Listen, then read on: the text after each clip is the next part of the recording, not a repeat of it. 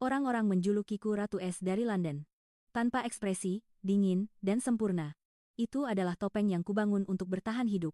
London, Paris, Milan, di bawah jutaan sorotan lampu, aku selalu menjadi pusat perhatian. Tak peduli apa kata orang, panggung itu adalah milikku. Namun, suatu hari, untuk pertama kalinya aku merasakan sensasi seperti terdorong dari pusat semesta. Dan perasaan itu dimulai di tempat yang tak pernah kuduga, Indonesia. Namaku Alina. Selama 7 tahun, aku telah bekerja sebagai model di Inggris dan menyapu bersih berbagai penghargaan di seluruh Eropa. Garis rahangku adalah sudut yang dipuja para fotografer, dan cara berjalanku menjadi tren. Bagiku, Indonesia sama sekali tidak penting.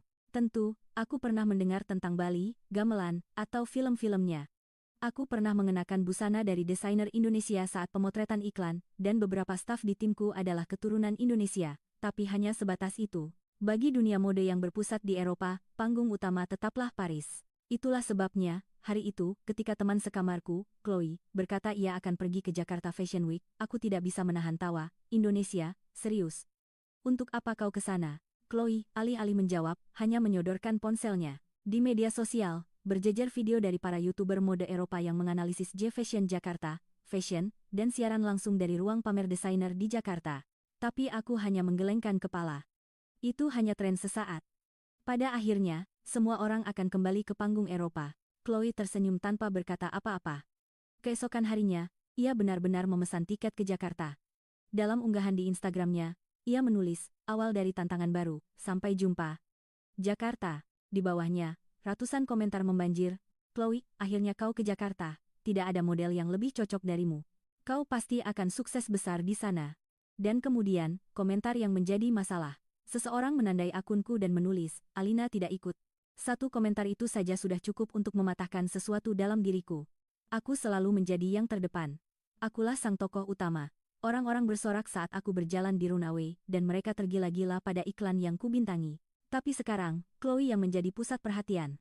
Dan panggungnya adalah Indonesia, negara yang tak pernah kupedulikan. Malam itu juga, aku menelepon manajerku, masukkan aku ke jadwal Jakarta, secepat mungkin. Aku tidak punya ekspektasi apapun. Aku hanya perlu berjalan di beberapa runway, mengambil beberapa foto kenang-kenangan, lalu pulang. Seberapa berbedanya Jakarta, ia hanyalah kota lain, seperti Paris atau Milan. Aku masih sang tokoh utama. Setidaknya, itulah yang kuyakini saat itu. Namun, aku tidak tahu. Aku tidak tahu bahwa di negara itu, di kota yang asing itu, hidupku akan dijungkir-balikan sepenuhnya. Dan aku sama sekali tidak menyangka akan bertemu dengannya. Pesawat mendarat di Bandara Internasional Soekarno-Hatta saat fajar menyingsing. Di balik jendela pesawat, gemerlap lampu Jakarta terhampar. Jauh lebih memesona dari yang kubayangkan. Cahayanya terasa hangat dan hidup, berbeda dengan lampu-lampu Eropa yang terasa artifisial. Lobi kedatangan terasa sibuk namun teratur. Papan pengumuman digital, para petugas, bahkan orang-orang yang lalu lalang, semuanya bergerak seolah bagian dari sebuah orkestra. Sangat kontras dengan bandara di London yang sering kali riuh. Aku merasa sedikit terintimidasi dan tanpa sadar berjalan dengan punggung lebih tegak. Keesokan paginya, pemotretan pertamaku diadakan di sebuah studio di kawasan Kemang. Aku menjalani rutinitas seperti biasa, dirias, rambut ditata, dan bersiap untuk fitting. Namun, saat itu, ekspresi para staf tiba-tiba berubah. Pandangan mereka semua tertuju ke satu arah. Aku menoleh tanpa minat dan melihatnya masuk. Pria itu. Dialah Banyu Adiputra. Ia mengenakan kemeja linen dan celana panjang berwarna gelap, pakaian yang sederhana namun elegan. Ia tidak banyak bicara. Tetapi begitu ia masuk, suasana di dalam ruangan berubah. Tanpa sepatah kata pun, ia bertukar pandang dengan para staf, memeriksa studio secara sekilas, mengonfirmasi urutan pemotretan, dan memperbaiki detail-detail kecil. Semua orang bergerak mengikuti alurnya tanpa perlu perintah suara. Akhirnya, pandangannya bertemu denganku. Ia mendekat sambil sedikit menundukkan kepala. Mbak Alina, selamat datang di Indonesia. Aksen Inggrisnya fasih, nadanya sopan, dan tatapan matanya sangat dalam. Aku hanya berniat membalas dengan anggukan. Tetapi ketika ia dengan lembut meraih tanganku, aku sedikit ragu. Maaf, apakah cincin ini? Pusaka keluarga? Itu adalah cincin di jariku. Peninggalan ibuku. Kebanyakan orang hanya melihatnya sebagai aksesori biasa. Tapi pria ini berbeda. Seumur hidupku, tidak pernah ada orang yang mengucapkan kata-kata seperti itu dalam pertemuan sesingkat ini. Jantungku berdebar aneh. Pemotretan dimulai. Aku menampilkan ekspresi dan pose yang sempurna seperti biasa. Namun entah kenapa, aku terus terusik oleh kehadiran Banyu Adiputra. Ia menatap monitor untuk waktu yang lama, lalu mendekat dengan tenang dan memberikan satu saran. Tatapan Anda terlalu kuat, justru kelembutannya tidak terasa. Saya percaya, ada sesuatu yang lebih hangat di mata Anda. Mendengar kata-kata itu, aku tertegun. Mataku? Selama ini, mataku adalah simbol ketajaman, pengendalian diri, dan sikap dingin. Namun, ia adalah orang pertama yang mengatakan melihat kehangatan di mataku. Kata-kata itu mengguncangku. Aku selalu hidup dengan melindungi diriku sendiri, dan aku belajar untuk tidak menunjukkan emosi di luar panggung. Tapi pria ini, ia tidak melihat diriku yang di atas panggung, melainkan sesuatu yang ada di dalam diriku. Setelah pemotretan selesai, ia menundukkan kepala singkat sebagai salam. Terima kasih untuk hari ini. Anda menyampaikan pesannya dengan sangat baik. Saat itu, aku merasa pria ini jauh lebih berbahaya daripada pria manapun yang pernah kutemui. Ia tidak banyak bicara, tetapi ketulusannya terasa. Ia mendekat tanpa perhitungan, tetapi kehadirannya sama sekali tidak ringan. Malam itu, aku kembali ke kamar hotel namun tidak bisa tidur. Kulihat pemandangan malam Jakarta dari jendela, suasananya berbeda dari siang hari. Jalanan yang saling berkelok di antara cahaya lampu yang berkelip, orang-orang yang bergerak cepat. Dan di tengah semua itu, satu sosok muncul di benakku, Banyu Adiputra. Ada apa dengan pria itu? Ratusan pria yang pernah kutemui, niat mereka hampir selalu bisa kubaca dalam sekejap. Entah mereka tertarik pada penampilanku, kepopuleranku, atau hanya hasrat sesaat. Mereka hanya melihatku sebagai Alina, sang supermodel. Namun, anehnya, Banyu Adiputra tidak seperti itu. Ia tidak pernah menyinggung karierku atau memuji penampilanku. Sebaliknya, ia mengamatiku dengan saksama dan memperlakukanku dengan tatapan yang anehnya hangat. Satu kalimat yang ia ucapkan terus terngiang di kepalaku, saya percaya, ada sesuatu yang lebih hangat di mata Anda. Tidak ada yang pernah mengatakan hal itu. Bahkan diriku sendiri tidak menyadari perasaan itu. Itu bukan sekadar pujian. Rasanya seolah ia telah melihat sesuatu yang tersembunyi dariku. Ia adalah orang pertama yang melihat ke dalam diriku, bukan hanya penampilanku. Jadwal keesokan harinya adalah pemotretan sore, jadi aku punya waktu luang di pagi hari. Saat sedang menikmati kopi di bufet sarapan hotel, tiba-tiba Chloe menghubungiku melalui panggilan video. Malam sebelumnya, ia mengunggah foto di Instagramnya, berpose di sebuah jalan dengan bangunan-bangunan tua peninggalan kolonial, dan kolom komentarnya meledak. Alina, kau sudah sampai kemarin, kan? Bagaimana Jakarta menurutmu? Aku tersenyum tipis dan menjawab, tidak seburuk yang kubayangkan. Tenang dan teratur. Dan entah kenapa, rasanya akrab. Chloe menatapku lekat, lalu tersenyum. Kau sudah bertemu Banyu? Begitu nama itu disebut, mataku menyipit. Bagaimana kau tahu? Chloe mengangkat bahu. Aku juga mendapat pekerjaan di Jakarta melaluinya. Kami pernah makan bersama sekali. Dia punya pesona yang aneh, kan? Aku terdiam. Dia benar-benar pria Indonesia sejati, lanjut Chloe. Ekspresinya tidak berlebihan, tapi ketulusannya begitu terasa. Aku belum pernah bertemu pria sepertinya. Kau tahu, ada orang yang membuatmu merasa aman hanya dengan berada di dekatnya, bahkan tanpa perlu berkata apa-apa. Dia persis seperti itu. Mendengar kata-kata Chloe, dadaku terasa sesak tanpa alasan. Mungkinkah perasaan yang kurasakan semalam adalah perasaan yang sama persis dengan yang ia rasakan? Sore itu, di lokasi pemotretan, Banyu kembali muncul. Kali ini ia bertugas memberikan arahan singkat kepada para model, dan ada sesuatu yang istimewa darinya.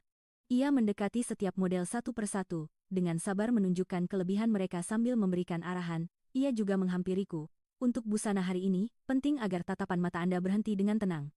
Mbak Alina punya kekuatan pada tatapan yang terpaku, tapi kali ini, dibutuhkan kelembutan seolah-olah tatapan itu diam. Anda bisa melakukannya, kan? Aku mengangguk, tapi dalam hati aku terkejut. Ia sudah memahami sepenuhnya gaya dan karakteristik pemotretanku. Tidak ada yang pernah mendekatiku dengan pendekatan sedetail itu. Ini bukan sekadar arahan. Sikapnya membuatku merasa bahwa ia telah mempelajariku. Aku mencoba menampilkan kelembutan yang seolah diam seperti yang dikatakan Banyu. Dan yang mengejutkan, perasaan itu terpancar persis di monitor. Wow, foto ini bagus sekali. Seru salah seorang staf.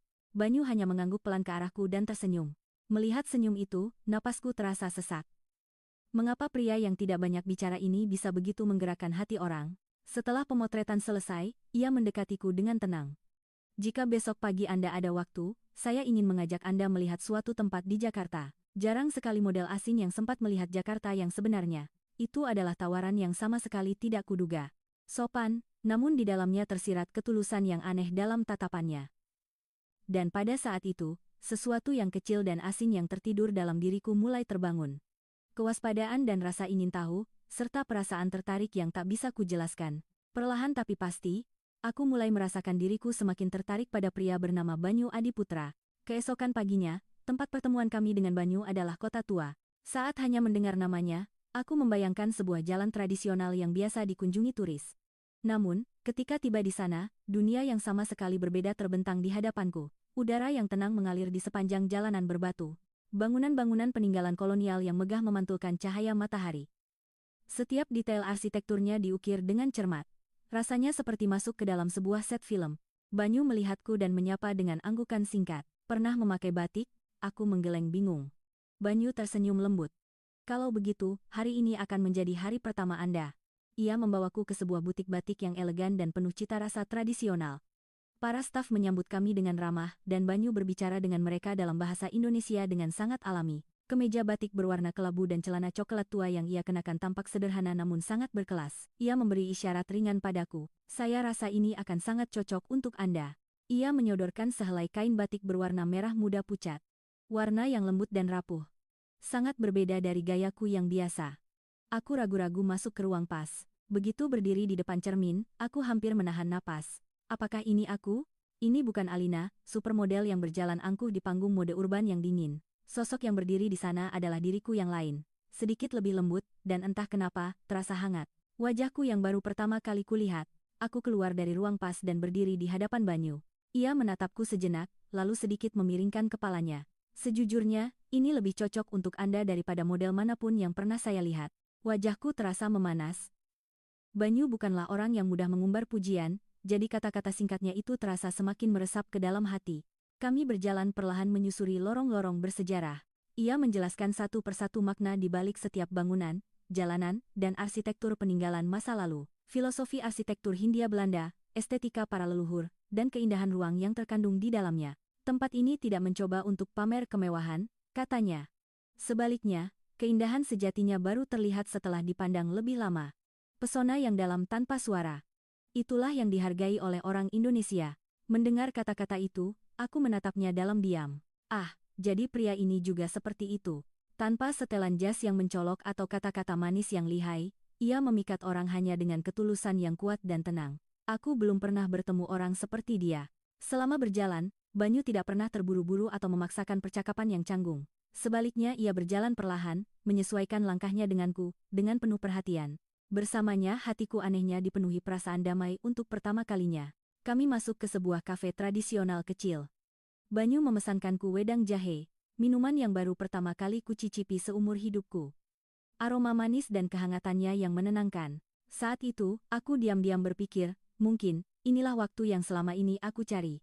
Ia bertanya padaku, waktu seperti ini, terasa sedikit asing, bukan? Aku tersenyum dan menjawab, sebenarnya, anehnya, saya tidak merasa asing sama sekali. Tatapan matanya sedikit bergetar, lalu ia tersenyum sangat singkat. Terima kasih atas kata-kata itu. Sore itu, di dalam taksi dalam perjalanan kembali ke hotel, pemandangan malam Jakarta yang mengalir di luar jendela tampak sedikit berbeda. Kota yang tadinya terasa dingin kini menjadi hangat, dan jalanan yang asing kini tampak akrab. Dan di dalam diriku, jelas ada sesuatu yang mulai berubah. Sangat pelan, namun pasti. Beberapa hari berlalu, namun waktu yang kuhabiskan bersama Banyu di kota tua terus membekas di benakku. Bagiku, kata hangat tidak pernah cocok untuk diriku. Aku selalu mengutamakan logika di atas emosi, perhitungan di atas perasaan. 7 tahun hidup sebagai model telah kubangun dengan sikap seperti itu. Namun, kata-kata dan tatapan yang ditinggalkan pria itu mulai meruntuhkan aturan yang kubangun. Pemotretan terus berlanjut dan aku semakin sering bertemu dengan Banyu. Ia selalu pendiam, tetapi ia memahamiku lebih akurat daripada siapapun. Gerakanku, ekspresiku, bahkan rasa lelahku. Meski hemat kata, ia seolah bisa membaca perasaanku hanya dengan satu tatapan. Suatu hari, terjadi insiden di mana lampu studio padam sementara. Pemadaman listrik internal membuat semua lampu mati, dan semua orang panik sejenak. Secara naluriah, aku mencoba beranjak dari tempatku, tetapi tersandung sesuatu dan hampir jatuh. Saat itu seseorang dengan cepat menopangku. Anda tidak apa-apa? Bergeraklah perlahan. Suara yang kukenal, itu Banyu. Ia dengan alami memegang pergelangan tanganku dan menuntunku dalam kegelapan. Di tengah kegelapan dan keheningan, hanya kehangatan tangannya yang terasa jelas. Saat itu, anehnya, jantungku berdebar kencang. Bahkan setelah lampu kembali menyala, aku butuh waktu untuk menenangkan diri. Banyu bertanya seolah tidak terjadi apa-apa, Anda baik-baik saja? Tetapi gema dari pertanyaan itu membuatku bingung sejenak. Malam itu di kamar hotel, sambil menatap pergelangan tanganku, aku tiba-tiba sadar. Seumur hidupku, pernahkah seseorang melindungiku dengan begitu lembut? Bahkan di atas panggung yang disinari ribuan lampu sorot, aku selalu sendirian. Aku harus kuat, tidak boleh kalah. Aku percaya bahwa bergantung pada orang lain adalah tanda kelemahan. Namun, Banyu Adiputra menggoyahkan keyakinanku. Ia tidak menuntutku untuk menjadi kuat. Sebaliknya, ia mendekat dengan tenang dan bertanya apakah aku baik-baik saja. Melihat hatiku begitu terguncang hanya oleh pertanyaan sederhana itu, aku menjadi takut.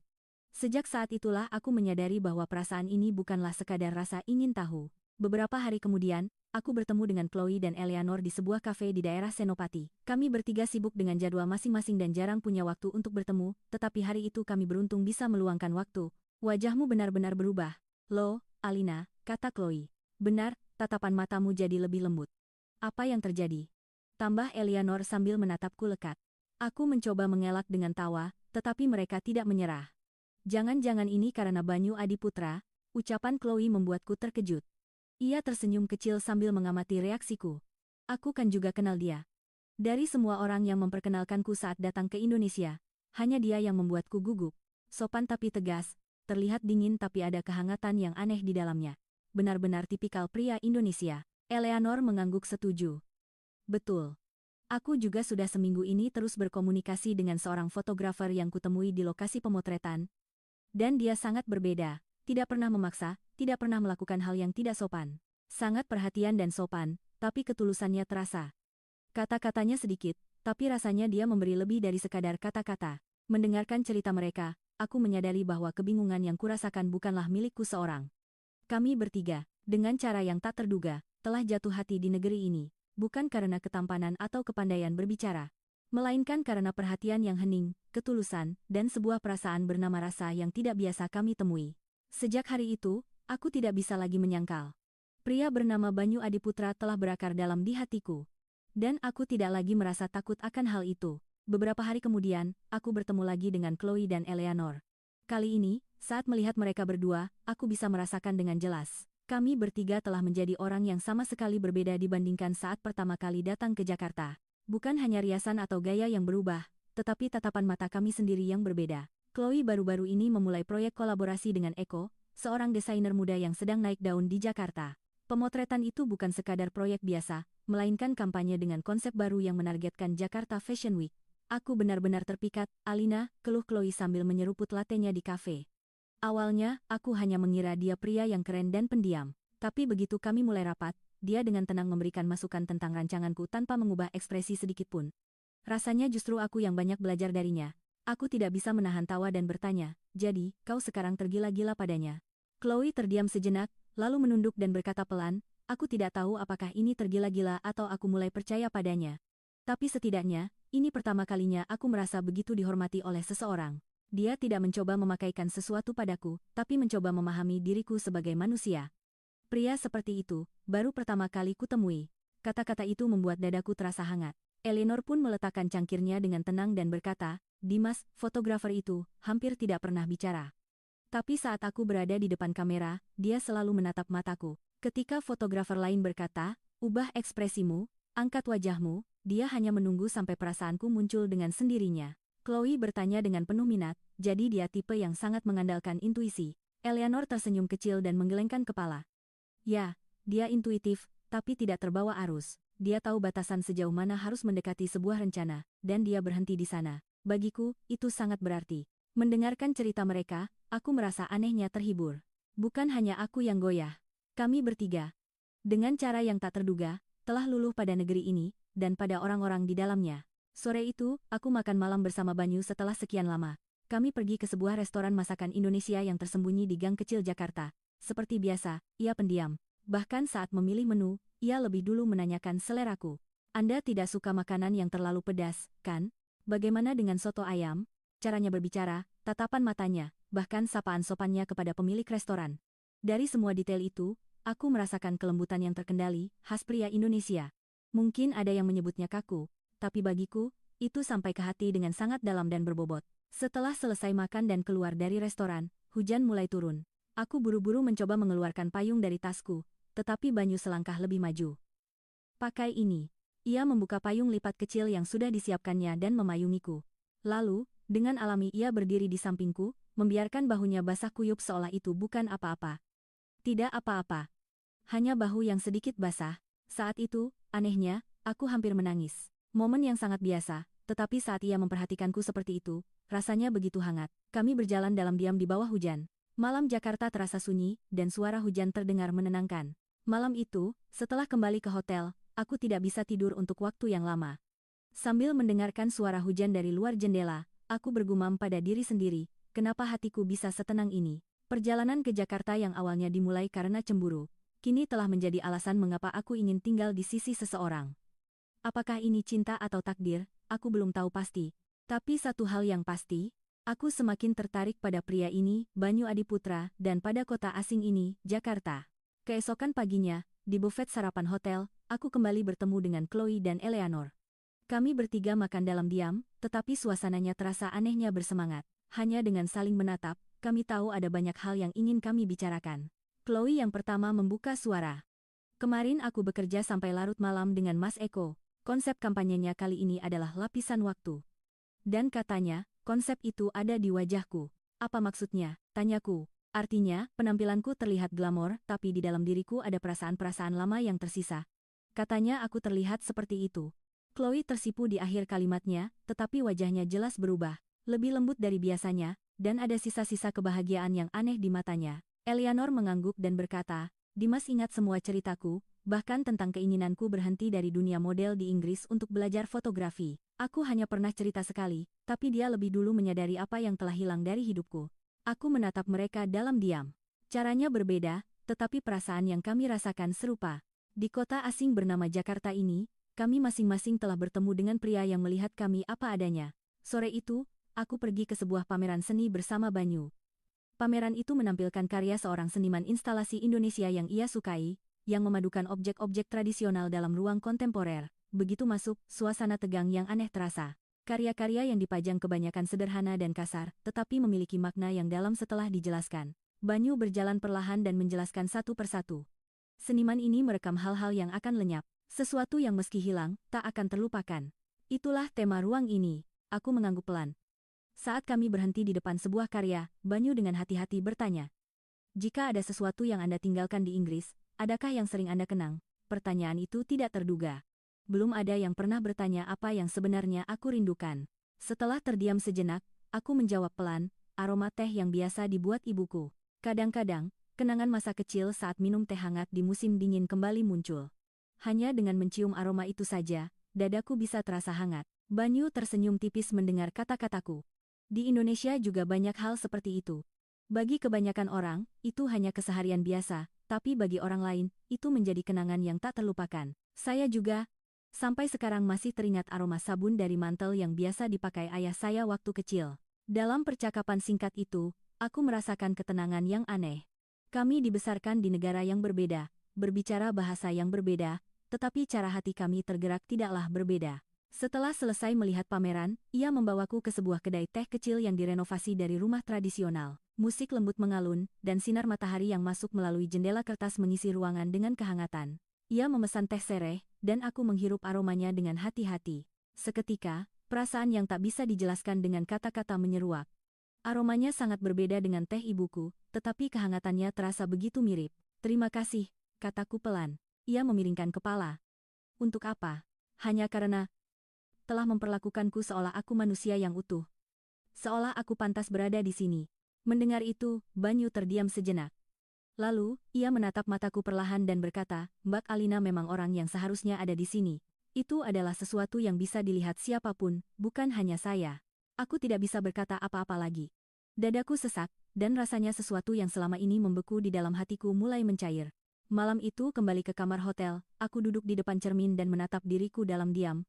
Wajah tanpa riasan. Tatapan yang tadinya tampak kesepian. Dan di dalamnya, ada kehangatan yang baru lahir. Untuk pertama kalinya, aku tidak ingin pulang. Aku mulai menyukai Indonesia. Tidak, aku sudah sangat menyukai pria itu, Banyu Adiputra. Keesokan harinya, sebuah pesan penting masuk. Dari manajerku di Inggris, Andrew. Pesannya singkat, kampanye Chanel Eropa, kau kandidat terakhir. Perlu rapat di Paris, jadi tolong kembali minggu ini. Jantungku berdebar kencang. Chanel. Nama yang selalu kuimpikan sejak aku memulai karier sebagai model. Berdiri di panggung itu adalah dambaan semua model di dunia. Dan sekarang, kesempatan itu ada di tanganku. Namun aku hanya memegang ponsel tanpa bisa bergerak. Anehnya, dadaku tidak terasa bersemangat, justru terasa berat. Sore itu, aku punya janji makan malam dengan Banyu, tetapi aku lebih pendiam dari biasanya. Jalanan yang sudah akrab kami lalui, restoran tempat kami tertawa bersama, hari itu semuanya terasa kabur. Banyu dengan hati-hati mengamati keadaanku dan bertanya, ada sesuatu yang terjadi hari ini?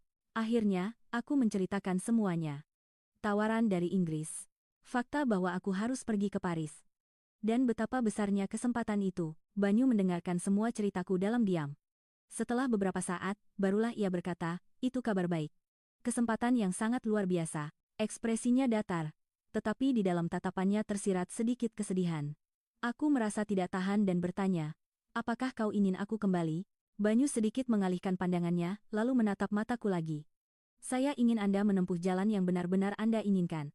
Bagaimana mungkin saya bisa menghentikan hidup Anda? Kata-kata itu justru lebih menyakitkan. Aku ingin Banyu memintaku untuk tidak pergi. Mungkin aku egois, ingin dia menahanku. Tapi pria itu, sampai akhir, ia menjaga kebebasanku, dan saat itulah aku tahu bahwa itu adalah bentuk cinta yang lebih dalam. Aku kembali ke hotel dan menceritakannya pada Chloe dan Eleanor. Mereka terkejut, tetapi mengangguk seolah sudah menduga. Sekarang giliranmu untuk memutuskan, kata Chloe. Paris atau Jakarta. Kau tidak bisa memiliki keduanya. Aku berkata pelan, masalahnya, aku tidak tahu apa yang sebenarnya aku inginkan. Chloe menatapku lurus dan berkata, Alina, kau sudah memilih. Kau hanya belum mengakuinya. Mendengar kata-kata itu, aku tidak bisa berkata apa-apa lagi. Aku menahan air mata yang hampir tumpah sambil menatap pemandangan malam Jakarta di luar jendela. Anehnya, cahaya kota itu terasa begitu hangat malam ini. Beberapa hari kemudian, Banyu dengan hati-hati datang menemuiku lagi. Ekspresinya masih sama hati-hatinya, tetapi di dalamnya tersirat semacam tekad yang tenang. Mungkin ini akan menjadi jalan-jalan terakhir kita, katanya. Kami berjalan di sepanjang tepi sungai. Angin malam terasa sejuk, dan cahaya yang terpantul di permukaan air pecah berkilauan. Banyu hanya berjalan dalam diam, perlahan, menyesuaikan langkahnya denganku. Aku tidak tahan lagi dan bertanya, kau benar-benar tidak akan mengatakan apa-apa? Ia berhenti dan menatapku. Banyak yang ingin saya katakan, tapi menahan Anda bukanlah cara saya. Anda adalah orang yang bebas, kan? Saat itu, aku tidak bisa menahannya lagi. Tapi aku bahkan tidak tahu perasaanku sendiri sekarang. Aku takut akan menyesal jika tetap di sini. Dan aku lebih takut lagi akan sangat merindukanmu jika aku pergi. Banyu dengan lembut mengulurkan tangan dan menggenggam tanganku. Meskipun begitu, ada satu hal yang pasti, kan? Bahwa saya ada di dalam hati Anda. Air mataku tumpah mendengar kata-kata itu. Pria itu tidak pernah menahanku. Tetapi ketulusannya justru mengikat hatiku dan tidak melepaskannya. Malam itu, untuk pertama kalinya aku menangis di depan Banyu. Dalam pelukannya, dalam diam. Kota ini telah memberiku begitu banyak hal. Tetapi yang paling berharga di antaranya adalah Banyu Adiputra.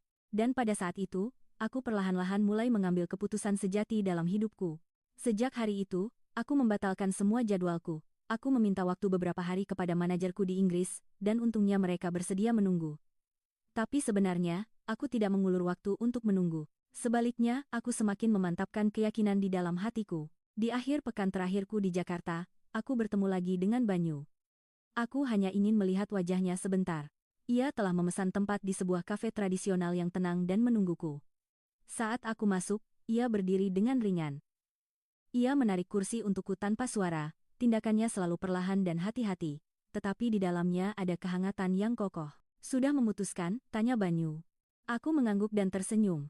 Ya. Aku tidak akan pergi. Ia tidak terkejut, tidak juga menunjukkan kegembiraan. Ia hanya menatap mataku dalam diam, lalu perlahan bertanya, apakah Anda benar-benar tidak apa-apa?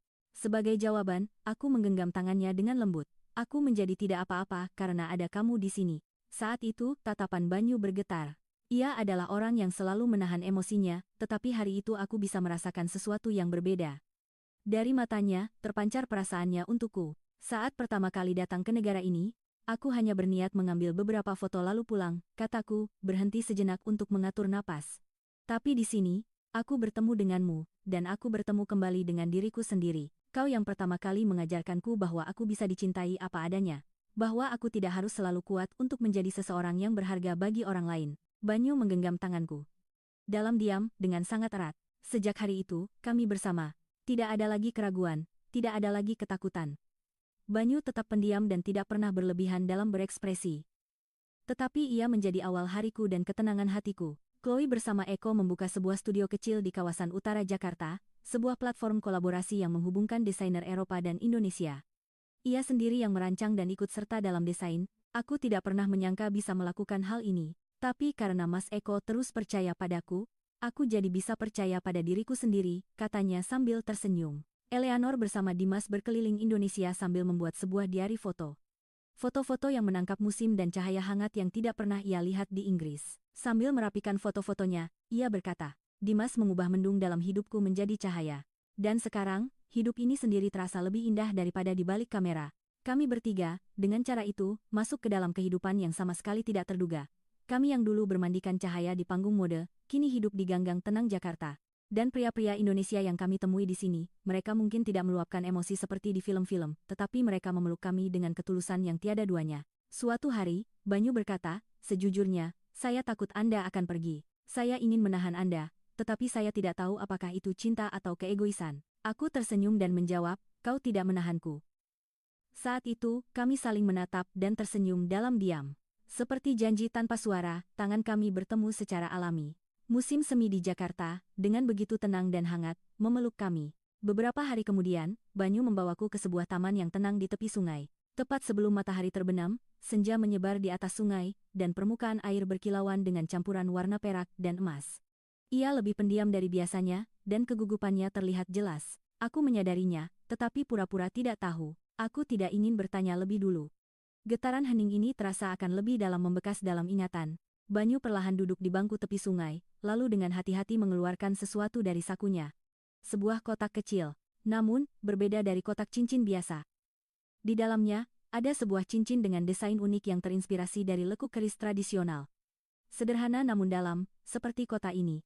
Alina, untuk pertama kalinya aku mendengar suaranya bergetar. Saat kau pertama kali datang ke kota ini, aku pikir kau hanya akan menjadi orang yang lewat. Orang yang hidup di dunia yang berbeda dariku. Tapi ternyata, kau tidak datang ke kota ini, kau masuk ke dalam hidupku. Aku menatapnya lekat, jantungku berdebar begitu kencang seolah akan meledak. Setiap kata dari pria ini terdengar seperti puisi bagiku. Saat kau di sisiku, semuanya terasa tenang. Tapi anehnya, dunia terlihat lebih jelas. Menjadi lebih hangat, lebih kokoh. Itulah kekuatanmu. Ia dengan hati-hati menggenggam tanganku. Aku tidak peduli dari mana kau berasal atau apa yang kau lakukan. Maukah kau tinggal bersamaku?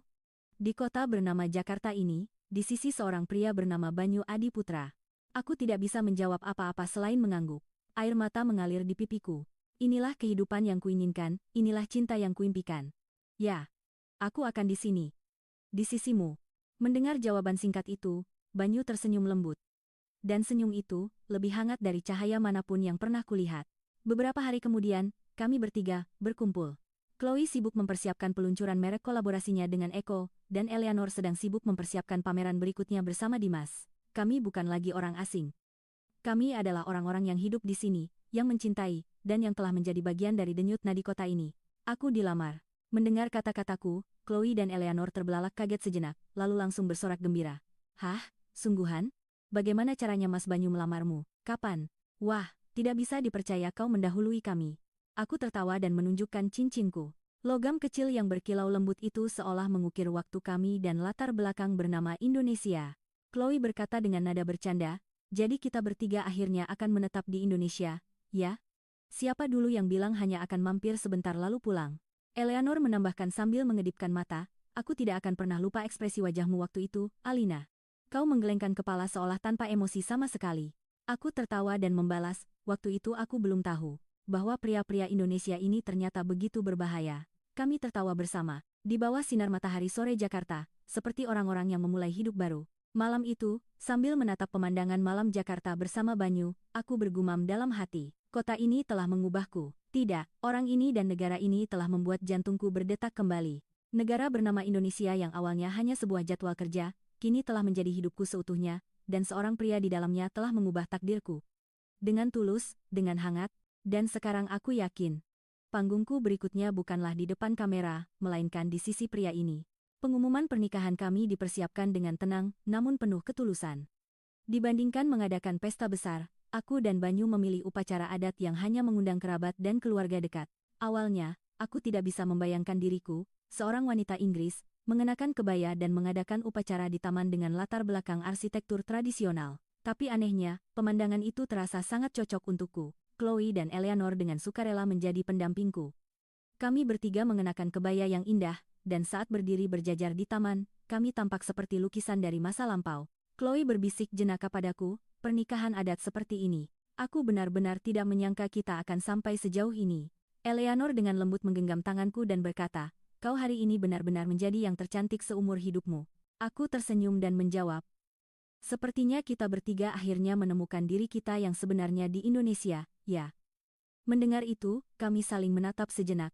Kami menemukan diri kami bukan di bawah sorotan lampu yang gemerlap, melainkan di tempat di mana ketulusan bersemayam. Di hari pernikahan, Banyu menuntunku ke tengah taman dan perlahan berkata, ada kata-kata yang ingin saya ucapkan seumur hidup saya. Tatapannya tak goyah menatapku. Saat kau pertama kali datang ke sini, saya merasa suatu saat kau akan pergi. Karena itu, saya hanya berani menatap dari jauh dan berhati-hati dalam menunjukkan perasaan, tapi sekarang saya yakin, kau adalah orang yang tidak akan lagi pergi.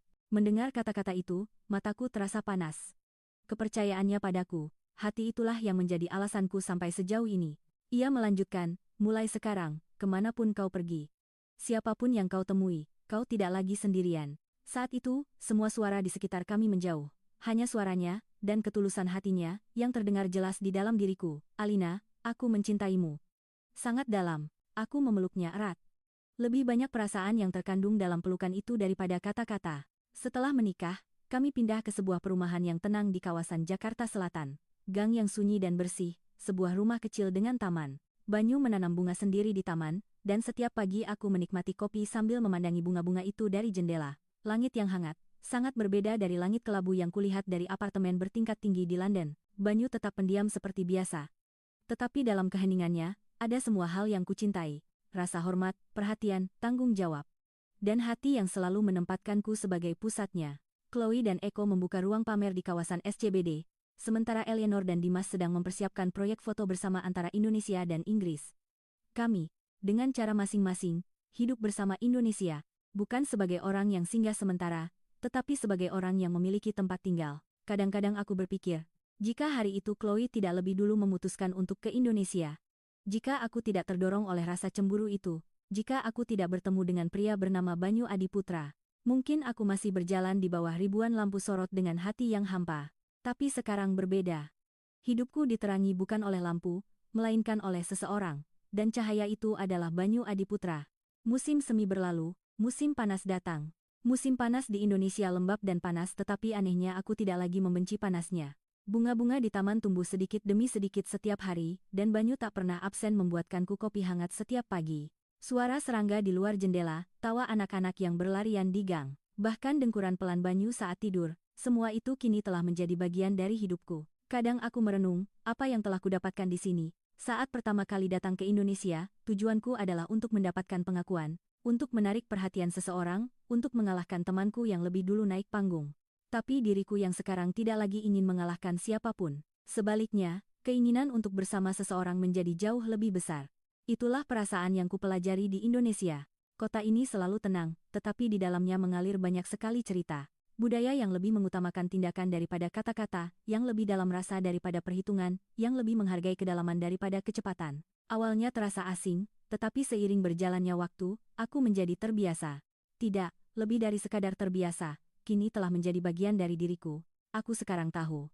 Perhatian tanpa kata dari para pria Indonesia, rasa tanggung jawab yang kokoh, kedalaman perasaan yang terkandung dalam tatapan mereka. Dan di pusat semua itu, selalu ada Banyu. Suatu hari, aku iseng bertanya padanya, kenapa kau begitu pendiam? Apakah begitu sulit untuk mengungkapkan perasaan? Banyu berpikir sejenak, lalu berkata, jika saya mengungkapkan semua perasaan saya dengan kata-kata, mungkin itu akan menyakitimu. Atau mungkin akan terasa terlalu ringan. Itu yang lebih saya takuti. Sebagai gantinya, saya mencoba untuk menunjukkannya dengan tindakan setiap hari. Untukmu, di sisimu. Mendengar itu, aku menggenggam tangannya dengan lembut. Cinta bukanlah kata-kata yang besar dan muluk. melainkan tindakan kecil yang konsisten setiap hari. Aku mempelajarinya di sini, dari pria ini. Sekarang, aku bukan lagi seorang supermodel, tapi aku telah menjadi manusia yang lebih kuat dan hangat dari sebelumnya. Chloe sedang mengembangkan ruang pamernya bersama Eko ke luar negeri, dan Eleanor sedang mempersiapkan pameran yang menghubungkan Indonesia dan Inggris bersama Dimas. Dan aku, bersama Banyu, meluncurkan sebuah merek. Sebuah merek fashion baru di mana kepekaan Jakarta bertemu dengan minimalisme Eropa. Namanya Temu. Seperti kata yang memulai semua pertemuan ini, para wartawan bertanya, mengapa Anda tetap di Indonesia? Mengapa memilih Jakarta, bukan Paris atau Milan? Aku menjawab dengan senyuman, karena ini adalah negara tempat saya pertama kali belajar tentang cinta, dan juga cara untuk memberi cinta. Awalnya hanya karena cemburu, hanya sebuah kunjungan singkat. Tetapi perjalanan singkat itu menjadi titik balik dalam hidupku. Banyu Adiputra, dialah satu-satunya alasanku. Dan kota ini, Indonesia, telah menjadi kampung halaman baruku. Negara kecil bernama Indonesia ini telah mengubah hidup 3 orang wanita. Dan di pusatnya, ada ketulusan hati pria Indonesia yang pendiam namun hangat. Jika Anda berharap kisah ini dapat menjangkau lebih banyak orang, silakan dukung dengan subscribe dan like.